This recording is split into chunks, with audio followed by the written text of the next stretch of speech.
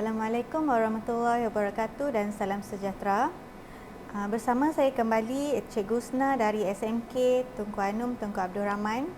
Hari ini kita akan teruskan dengan bab 9 iaitu garis lurus. Untuk standard pembelajaran hari ini adalah 9.1.4 menyiasat dan membuat inference tentang kecerunan garis selari. Untuk pembelajaran kita pada hari ini, kita akan fokus kepada soalan latihan. Jadi, murid-murid boleh rujuk buku teks Uji Minda 9.1D. Kita mula dengan soalan 1B. Tentukan sama ada pasangan garis lurus berikut adalah selari. Soalannya ialah 2x tambah 3y sama dengan 3 dan 2x tambah 6y sama dengan 12.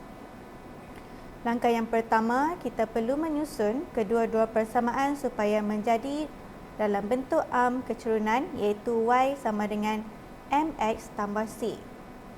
Untuk persamaan yang pertama, kita perlu menyusun supaya menjadi y sama dengan negatif 2/3x tambah 1 dengan cara kita membahagi semua dengan 3. Setelah itu, kita bandingkan dengan persamaan bentuk arm di mana nilai kecerunannya ialah negatif 2/3.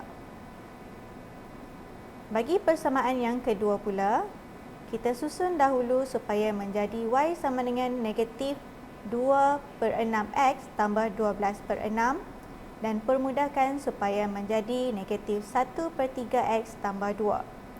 Kemudian kita bandingkan dengan nilai kecerunan iaitu negatif 1/3. Untuk kecerunan persamaan pertama iaitu negatif 2/3, manakala untuk kecerunan persamaan kedua negatif 1/3. Nilai kecerunan bagi kedua-dua persamaan adalah berbeza. Maka 2x tambah 3y sama dengan 3 adalah tidak selari dengan garis 2x tambah 6y sama dengan 12. Seterusnya, mari kita lihat soalan C.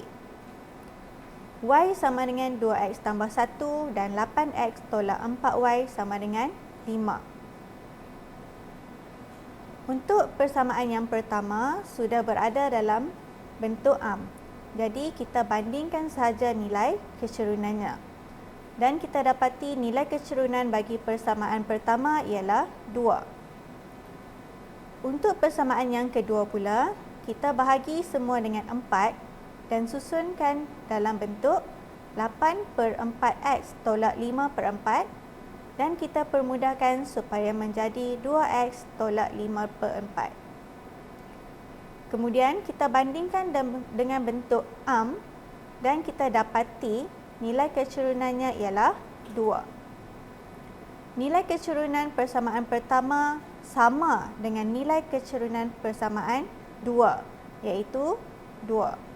Maka kita boleh katakan yang garis y sama dengan 2x tambah 1 adalah selari dengan garis 8x tolak 4y sama dengan 5.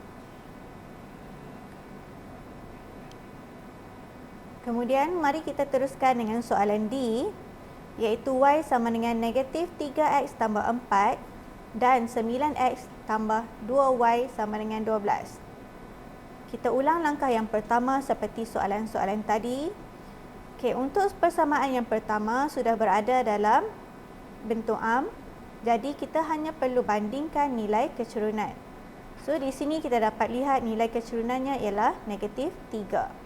Manakala untuk persamaan 2, kita perlu bahagi semua dengan 2 dan kita akan dapat y sama dengan negatif 9/2x tambah 6. Di sini kita dapati nilai kecerunannya ialah negatif 9/2. Kecerunan kedua-dua garis lurus adalah tidak sama kerana persamaan pertama kecerunannya ialah negatif 3, manakala kecerunan bagi persamaan 2 adalah negatif 9/2. Maka kedua-dua garis ini adalah tidak selari. Sekian, terima kasih. Itu sahaja pembelajaran kita pada hari ini.